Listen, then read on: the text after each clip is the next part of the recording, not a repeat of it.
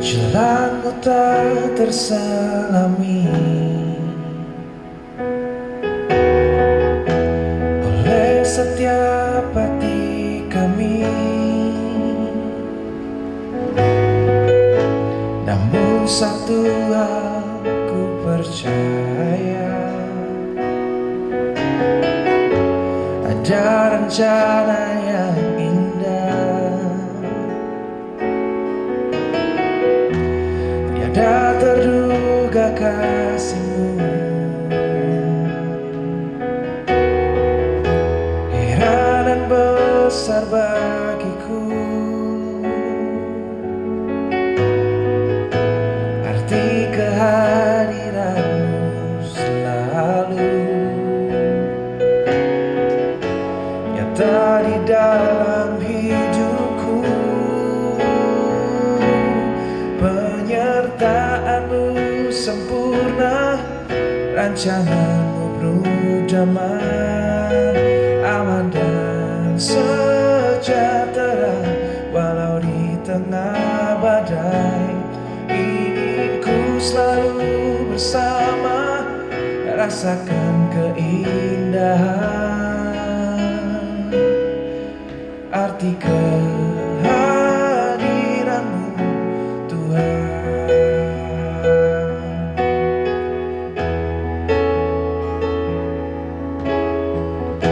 Jalanmu tak terselami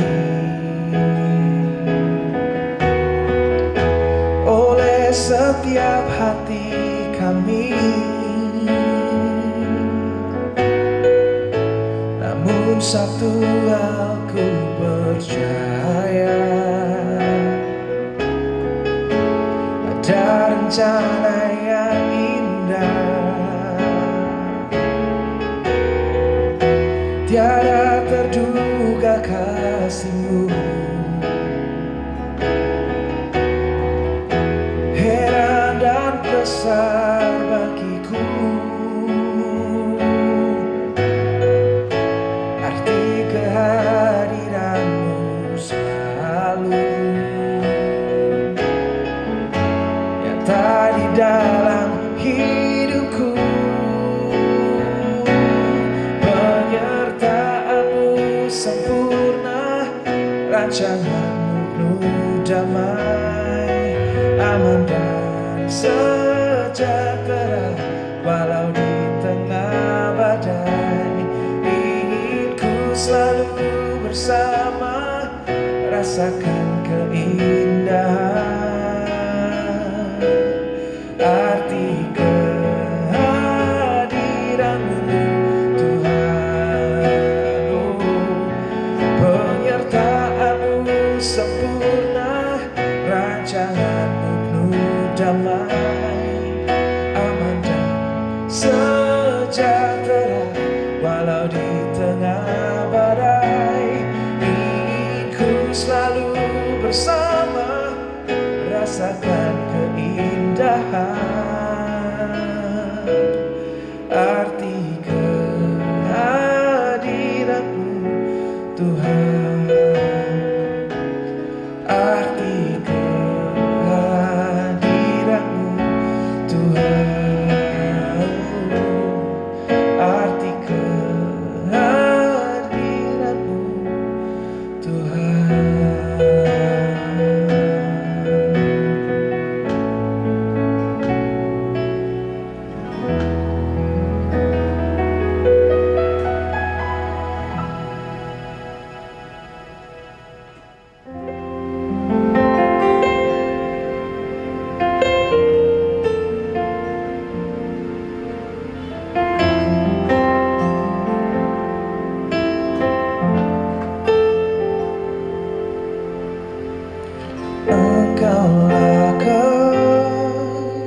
kekuatanku, tempat perlindunganku. Walau badai menerpa, aku tak akan goyah. Aku tak akan goyah, sebab Kau sertaku.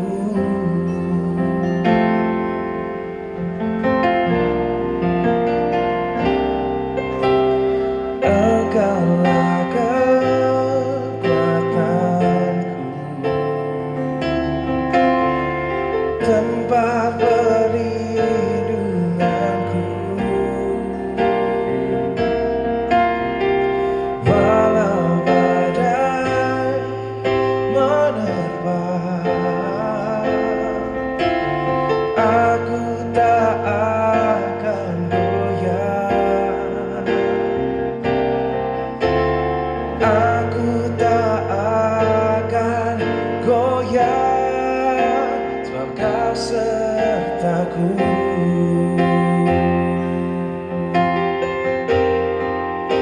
Sejauh langit dari bumi, begitu besarnya kasih-Mu, penuhi hati kami yang rindu untuk menyembah-Mu, Yesus. Sejauh langit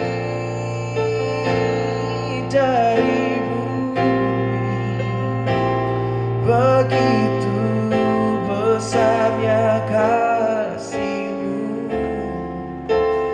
Kaulah Tuhan, kekuatanku, sukacitaku.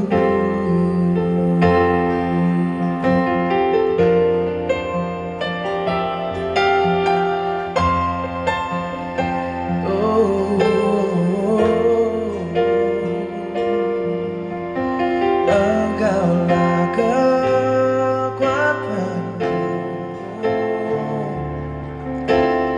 tempat perlindunganku. Oh, walau badai menerpa, aku tak akan goyah. Aku tak akan goyah, sebab Kau sertaku. Oh, sejauh langit dari bumi, begitu besarnya kasih-Mu, penuhi hati kami yang rindu untuk menyembah-Mu, Yesus. Sejauh langit dari bumi, begitu besarnya kasih-Mu. Kaulah Tuhan, kekuatanku, sukacitaku. Oh,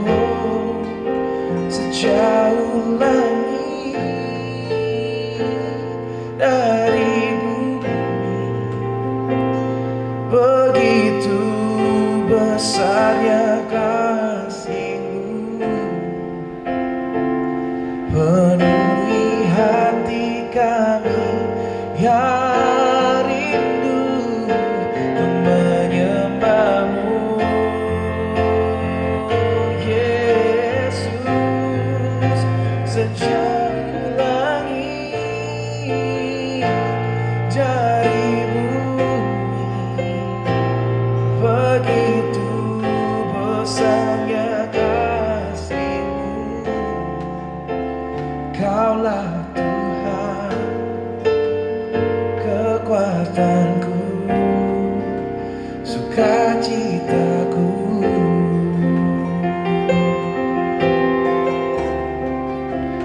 Kaulah Tuhan, kekuatanku,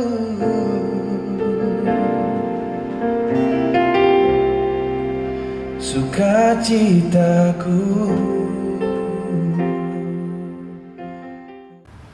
Saya berbahagia dan senang ketika melihat saudara dalam keadaan baik dan sehat. Itu merupakan doa dan harapan saya. Setelah sekian waktu saya bergumul mempertimbangkan berbagai hal, melihat keadaan kota bangsa, memperhatikan himbauan pemerintah dan PGI serta Sinode GBI kita. Bahkan sudah banyaknya korban berjatuhan akibat menyebarnya virus COVID-19. Maka saya mengambil keputusan untuk meliburkan ibadah gereja kita, seluruh kegiatan ibadah minggu dan tengah minggu, dari ibadah anak hingga ibadah umum. Lalu menggantikannya dengan ibadah online atau ibadah melalui sosial media. Bagi saya lebih baik kita kehilangan ibadah 1-2 kali daripada kita kehilangan nyawa yang tak tergantikan. Untuk kali ini saya ingin membagikan firman, mengisi kerohanian saudara, mulai ditulis oleh Amsal pasal 27 ayat yang ke-12, berkata begini: kalau orang bijak melihat malapetaka, ia akan bersembunyi, ia akan menghindar. Tapi orang yang tak berpengalaman akan berjalan terus, akhirnya kena celaka. Kita tidak ingin dicap sebagai orang yang tidak bijak. Kita ingin belajar dari pengalaman untuk menghindari malapetaka dan celaka yang sudah terjadi di tengah bangsa, bahkan di seluruh dunia. Nah, untuk mengisi kekosongan kerohanian saudara, saya akan memberikan pujian bersama dengan teman dan memberikan sedikit renungan firman yang mengisi kehidupan rohani saudara yang terambil dari 1 Raja-Raja pasal 18 ayat 30 sampai 45.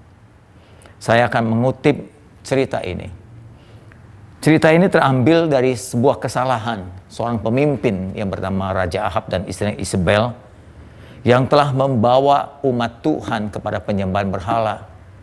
Kesalahan fatal di mata Tuhan, dan lebih dari itu Ahab dan Isabel membunuh nabi-nabi Tuhan yang membuat mereka tidak lagi mendengarkan firman Tuhan, atau dengan kata lain, akibat matinya nabi-nabi Tuhan tidak ada pemberitaan firman disampaikan kepada umat Tuhan. Lalu tampillah Nabi Elia melihat keadaan hukuman 3,5 tahun kemarau yang begitu hebat menyebabkan banyaknya kematian akibat kelaparan. Elia mengambil 5 sikap untuk memohon kepada Tuhan agar wilayahnya dipulihkan, kutuk diangkat dari daerah mereka. 5 tindakan Elia ini akan saya sebutkan satu persatu supaya kita teladani, kita tiru. Mungkin ada baiknya, atau mungkin kita bisa lakukan hal yang sama bagi negeri kita dan dunia ini. Tindakan yang pertama dikerjakan oleh Elia adalah pada ayat yang ke-30 dan 32 atau sampai 32. Firman-Nya berkata, kata Elia kepada seluruh rakyat itu, datanglah mendekat kepadaku. Maka mendekatlah seluruh rakyat itu kepada Elia. Lalu Elia memperbaiki mezbah Tuhan yang telah diruntuhkan.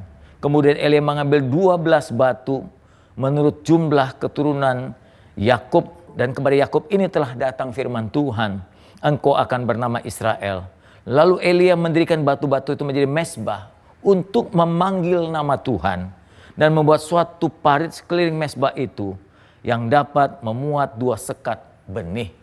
Maka kita simpulkan tindakan yang pertama dikerjakan oleh Elia adalah ketika melihat bencana hebat, bertahun-tahun tidak terjadi hujan turun, tidak ada sumber makanan, kekeringan begitu hebat melanda negerinya. dan akhirnya banyak membunuh rakyat di Kanaan saat itu, Elia mengambil inisiatif untuk menyusun mezbah. Karena di mezbah itulah ia bisa memanggil nama Tuhan, memohon kepada Tuhan, memohon belas kasihan dan anugerahnya. Ada baiknya bagi kita juga sekarang, mungkin ada di antara kita yang telah meninggalkan mezbah kita, yang membuat mezbah atau batu-batu mezbah itu berantakan, tidak tersusun kembali. Mezbah berbicara tentang tempat kita berdoa. Mari susunlah doa pribadi dan susunlah doa keluarga kita. Ajarkan kepada keluarga kita untuk berdoa kepada Tuhan. Itu poin pertama yang dikerjakan oleh Elia. Hal yang kedua dikerjakan oleh Elia pada ayat 33 adalah Elia kemudian menyusun kayu api, memotong lembu itu dan menaruh potongan-potongan itu di atas kayu api itu. Potongan lembu itu menggambarkan tentang korban. Lembu itu pasti lomba jantan, lembu jantan, domba jantan. Itu menggambarkan tentang korban Kristus sebagai domba Allah jantan. Domba itu bagi kita sekarang telah disembelih, telah dipersembahkan di kayu salib.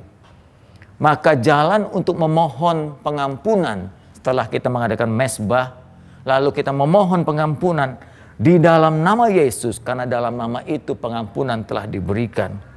Langkah kedua, memohon melalui korban Yesus, agar Tuhan mengampuni kesalahan kita, bangsa kita, negeri kita ini. Langkah yang ketiga dikerjakan oleh Elia ayat 35. Firman-Nya berkata demikian.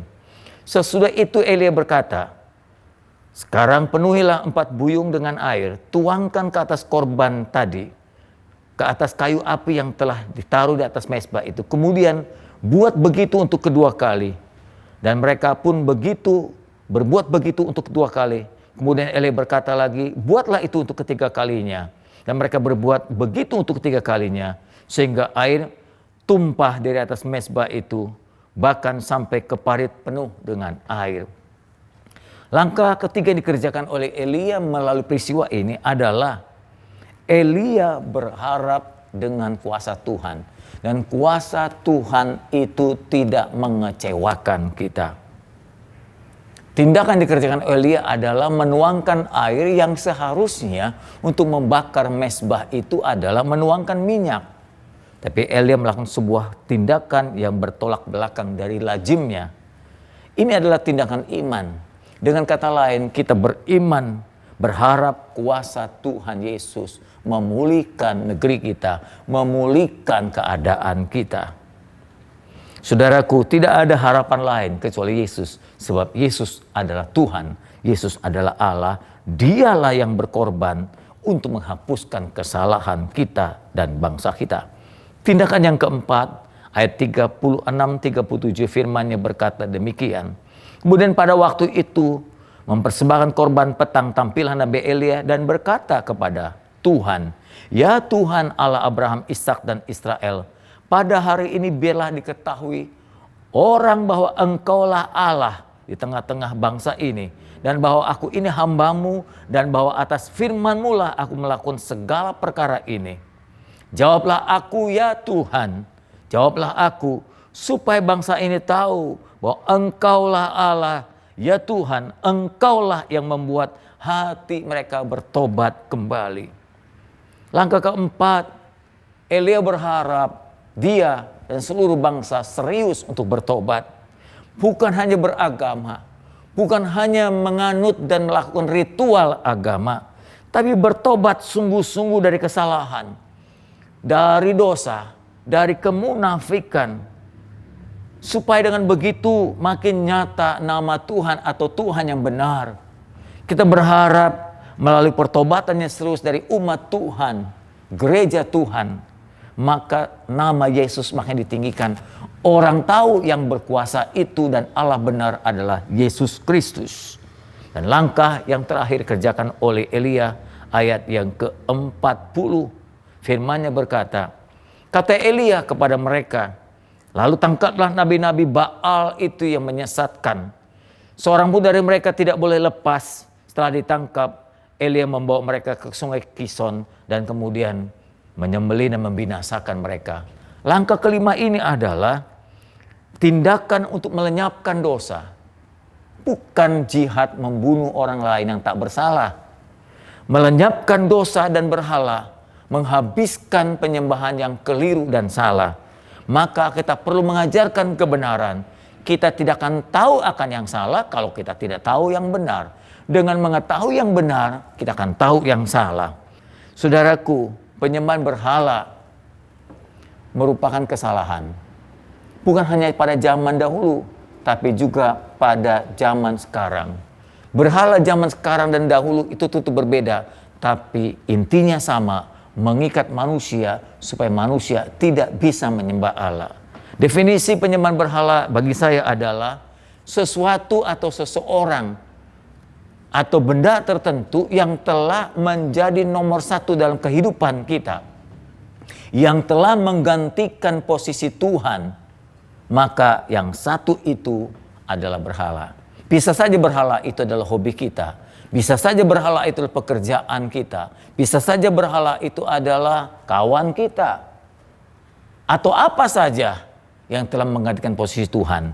Tuhan tidak ajarkan kita membenci sahabat, teman, hobi kita, tapi Tuhan ingin kita memprioritaskan, menomorsatukan Tuhan lebih daripada yang lain. Ayo saudaraku, belajar mengutamakan Tuhan, belajar mengutamakan kebenaran firman Tuhan. Kiranya renungan firman Tuhan hari ini dapat memulihkan kita, karena pada ayat terakhir dalam ayat 41 sampai 45 firman-Nya berkata, kemudian Elia berkata kepada Raja Ahab yang telah menyesatkan itu, ya firman-Nya berkata, pergilah, makanlah, minumlah, sebab bunyi derau hujan sudah kedengaran. Ini diharapkan oleh seluruh bangsa Israel. Lalu Ahab pergi makan dan minum, tapi Elia naik ke puncak gunung Karmel, dan ia membungkuk ke tanah menyembah Tuhan dengan mukanya di antara kedua lututnya. Lalu ia berkata kepada bujangnya, cobalah naik ke atas, lihatlah ke arah laut. Bujang itu naik ke atas dan melihat dan berkata, tidak ada apa-apa. Kata Elia, pergilah sekali lagi. Demikianlah sampai 7 kali. Pada ke-7 kalinya berkatalah bujang itu, wah, awan kecil sebesar telapak tangan telah muncul dari laut. Lalu kata Elia, pergilah, katakan kepada Raja Ahab, pasangkan keretamu dan turunlah, jangan sampai engkau terhalang oleh hujan. Maka dalam sekejap mata langit menjadi kelam oleh awan badai, lalu turunlah hujan yang lebat, yang tidak pernah turun selama 3,5 tahun. Ahab naik kereta lalu pergi ke Yisrael. Hujan turun memulihkan wilayah Kanaan. Hujan akhirnya turun mendatangkan tumbuh-tumbuhan dan memberikan makanan. Pulihlah bangsa itu, pulihlah negeri itu atas tindakan dari Elia memimpin bangsa itu untuk memohon kepada Tuhan. Marilah kita juga memohon dengan hal yang sama. Kiranya Tuhan mau memulihkan bangsa kita, dunia ini, negeri kita, wilayah kita. Saudaraku, mari kita berdoa, memohon kepada Tuhan. Seperti Elia memohon, mari kita memohon bersama-sama. Tuhan, kami datang kepadamu. Kami melihat negeri kami yang diserang, dilanda oleh musibah wabah virus COVID-19 atau virus corona ini. Yang bukan hanya melanda bangsa kami, tapi hampir melanda 125 negara di dunia. Kami memohon kiranya Tuhan mengampuni bangsa kami, mengampuni dosa seluruh dunia ini Tuhan, yang mungkin telah menyakitkan hati Tuhan, di mana Tuhan telah memberikan pelajaran, peringatan kepada bangsa kami, kota kami, dunia ini. Tuhan, kami berharap kuasa Yesus, pengampunan yang sudah dilakukan oleh Yesus, dapat memulihkan negeri kami, memulihkan dunia ini, memulihkan wilayah kami. Tuhan, bawalah seluruh jemaat-Mu, umat-Mu, seluruh dunia untuk serius bertobat dan dapat memuliakan nama Tuhan. Lenyapkanlah oleh kuasa darah Tuhan penyembahan-penyembahan berhala. Mampukan kami untuk mengutamakan Tuhan lebih daripada yang lain. Tuhan, kami mohon, dengarlah doa kami. Pulihkan bangsa, kota, dunia ini. Dalam nama Yesus, kami sandarkan doa kami. Mohon perlindungan bagi keluarga kami masing-masing. Dari orang tua kami, mertua, kakek nenek kami, sampai kepada anak cucu kami. Tak mereka rentan dengan virus ini ya Tuhan. Jagalah kami, lindungi kami, biarlah kami selalu sehat dan terjaga oleh karena nama-Mu yang ajaib itu. Sekali lagi dalam nama Yesus kami memohon. Amin. Shalom, Tuhan memberkati saudara. Jalanmu tak terselami oleh setiap hati kami, namun satu hal ku percaya, ada rencana